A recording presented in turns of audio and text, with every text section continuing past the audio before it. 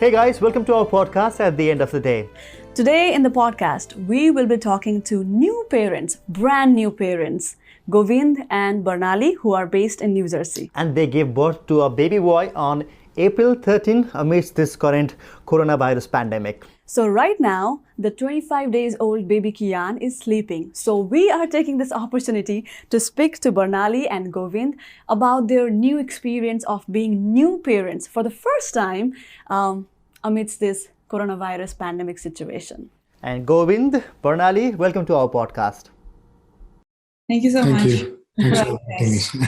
First of all, Barnali, how is your health right now? Yeah, I'm feeling good right now. I had a C-section and I'm recovering pretty well. Touch wood, yeah, I'm doing good. And how is the health of baby? Yeah, baby is fine. Sometimes he's cranky, otherwise he's doing good. So how does it feel like to have a baby? Yeah, it feels amazing. It's out of the world for sure. Uh-huh. Yeah, it's a very good feeling actually. It's a different feeling altogether. Nothing like we had experienced before. Mm-hmm. Uh-huh.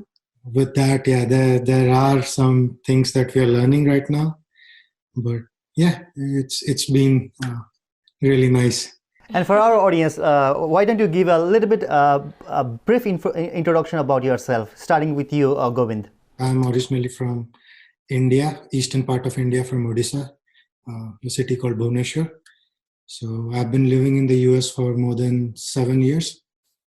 I'm working as an IT infrastructure engineer in a company called Verisk Analytics in Jersey City. So I've been working with them for more than 5 years now. So yeah, we have been married for close to 6 years now. Oh, wow. We have a baby. Yes. And Barnali? We are from the same place in India, and I work here in New Jersey as an immigration paralegal. And here we have been here as a married couple for more than 5 years, 5.5 years. So yeah, we have a baby and we are enjoying our parenthood. Especially those of us who are in New York and in New Jersey, we know that things actually changed and our lifestyle actually changed from the weekend of March 14th. So April 13th, exactly a month after that. So, during the pregnancy, when the pandemic started in the US and in New Jersey and in New York, you were still pregnant. How did it feel?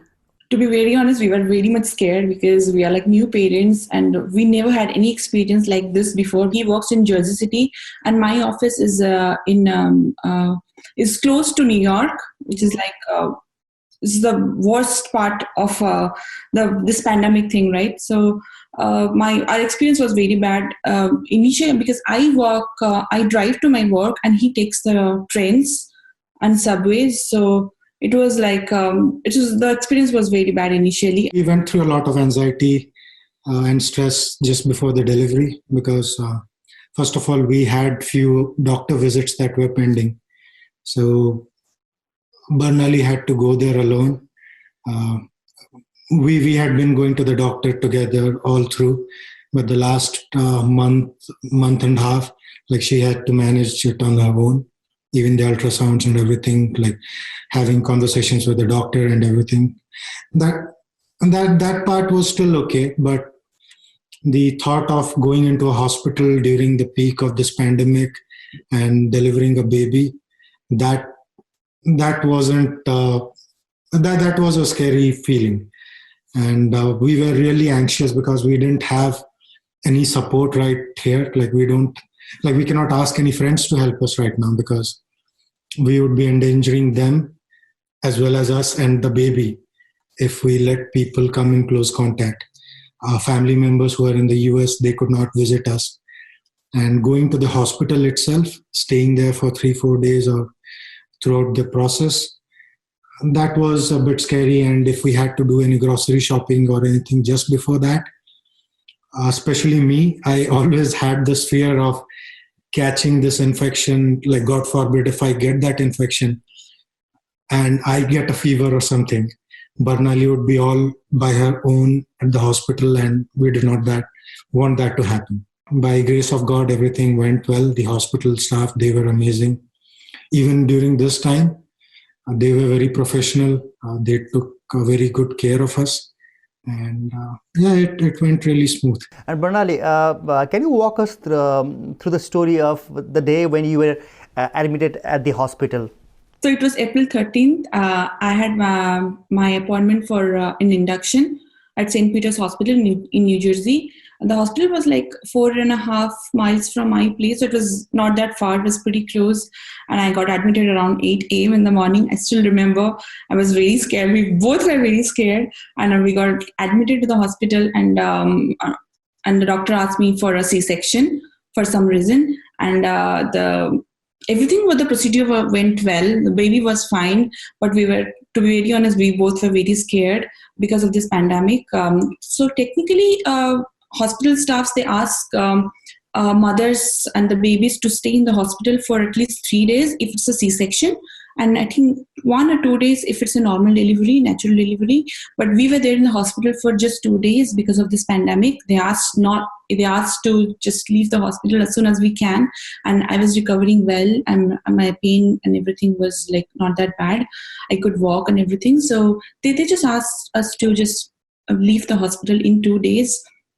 I mean, the baby was delivered around evening on 13th, right? Around in the evening, 5:36 p.m.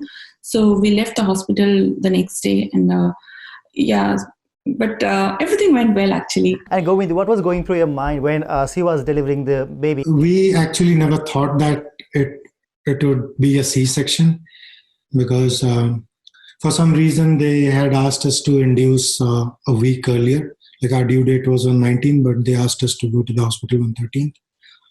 So we thought the induction would happen. It may take its own sweet time, but it would just be a normal delivery. But then after the second induction, the baby's heart rate, it started falling down a bit, like it was fluctuating. And then the doctor was called in, and he suggested that we immediately go for a C-section. And we cannot do anything. We have to, because they are the experts, they know what they're saying. So we had to rely on them. And I think they made the right decision, and everything went well. As you said, by the grace of God, everything went well. And you named your son Kian, which also means, as you said, means grace of God. It's another name of Lord Krishna, yeah. What did you feel when you held Kian for the first time in your hand or in your lap? Oh my God, it was just out of the world, to be very honest. I never had this feeling, this much of happiness before ever in my life. I think for both of us, right? Yep. Right, Govind? Yeah. So it was a very good, very, very good feeling. Apart from all this pandemic, whatever was going on, for that moment, nothing was in my mind. Just my baby, me and Govind, that's it. Yeah, it was a wonderful feeling. The moment he came out, and And could not believe it's our baby. It was amazing. You guys are on your own. You couldn't, invite your parents from India. You couldn't invite your friends. What kind of thoughts is going on your mind right now during this pandemic? So honestly, in my mind, I have been thinking like when everything is going to be normal. All that we need to do is, even if we need to see a doctor, it's always in a mind that, I don't want my baby to put my baby in any danger. You know what I mean? Mm-hmm. So the fear is always behind whatever we are planning to do or whatever it is. So we just want everything to be over as soon as it can. Yeah. We just want a normal life, Yeah, we had planned for a number of celebrations. Exactly, yeah. Before the delivery, after the delivery, we have a puja that we do after 21 days, after the kid is like, the baby is 21 days old. We call a priest, we call friends, and all. We have food at home. We could not do that, so we had to use YouTube to do that on our own. Really? Just hoping to have a good birthday celebration at least. Yeah, we're just hoping for the next celebration, that is my baby's first birthday. Yeah, and then as a first-time mother, as a first-time father, when you see your baby, there are so many nitty-gritty details that you have to be aware of, as to, when a baby cries, you don't know why the baby might be crying. Even to hold that small baby, it's kind of scary, like how you exactly should be holding the baby. Like so many details to learn. So how are you managing all these new information and new ideas around how to take care of a baby? So thanks to our moms, right? Yeah. So we just call them and ask them, and we also call our pediatrician. She's always available. So whenever we have any questions or anything, whenever the baby is cranky, he's not eating well, he's crying, we just call our pediatrician, and she just asks us to just whatever the answer is. Yeah, and we watch a lot of YouTube videos and search for information on the internet. That's all we can do at this moment, because we had registered for parenting classes and all before the delivery, but that did not happen because of the pandemic. So yeah, but we have done well. What did this pandemic, teach you as a person? Yeah, there are a lot of things that we can learn from this pandemic, like always respect nature, because nature is a lot more powerful than humankind, and always stay connected to your near and dear ones. Stick to the ground, right? And yeah, and be resourceful. Don't create waste and all.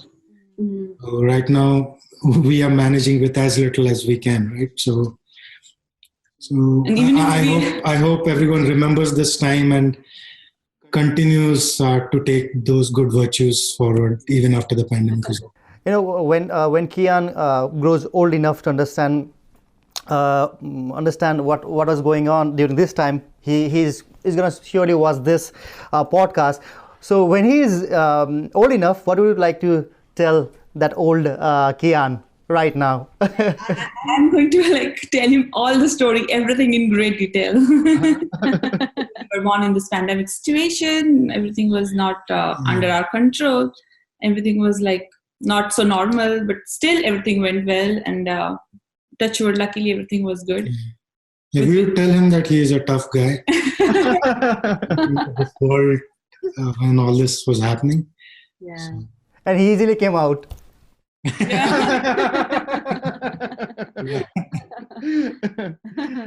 So now we're at the end of the podcast, and we're so happy that you guys spare some time for us amidst this pandemic, and amidst you guys are a new parent and you barely have time for anything, later on for the podcast. Is there anything you want to add on our podcast?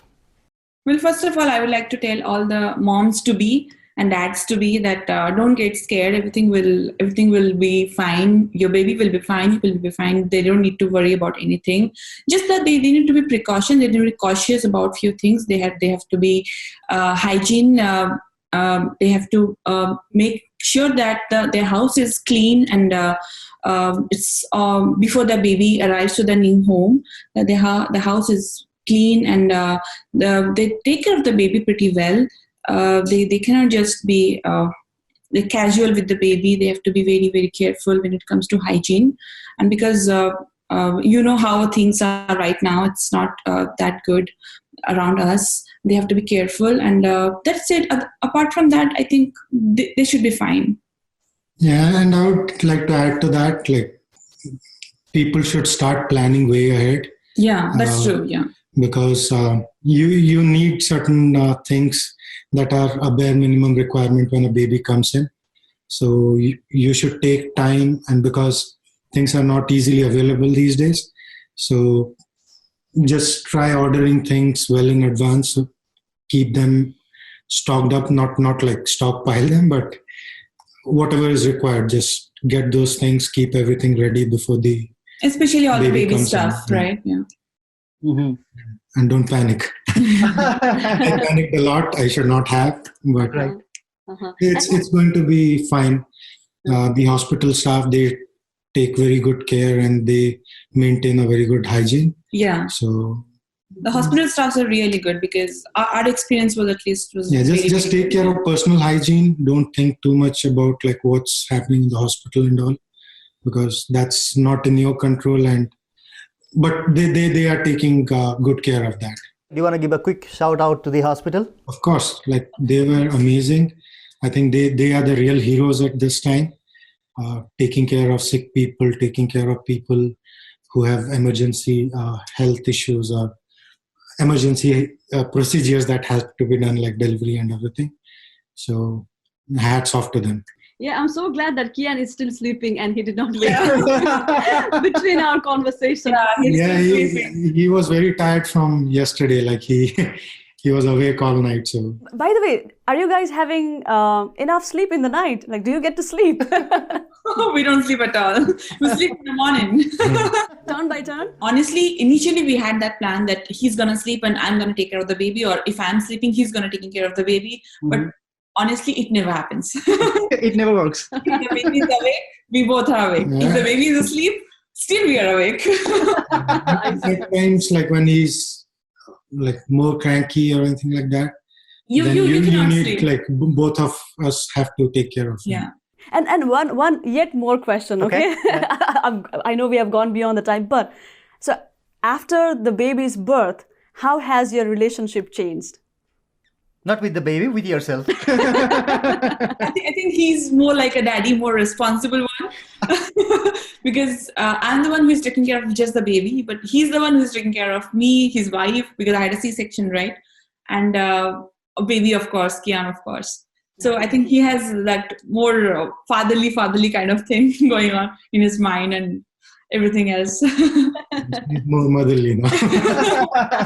Wow, thank you so much for your time. It was wonderful talking to both of you. Thanks a lot, guys. Thank you so for much. having us. Thank you. Take care. Take care. Thank you so much. So with that, we would like to thank you all for watching to our podcast and listening to our podcast. And please make sure you subscribe and share this episode. So please stay safe and take care. Bye, guys. Hello, I'm Ian Hull from the U.S. Census Bureau. Beginning on March 12th, everyone in the country will be invited to respond to the 2020 census. You'll have the ability to respond to the census over the phone, online, or using a paper form. It is incredibly important that everyone is counted. Make sure you, your family members, and your neighbors are counted in this critical census. We only get one chance every 10 years to conduct the census. This is your chance to be counted.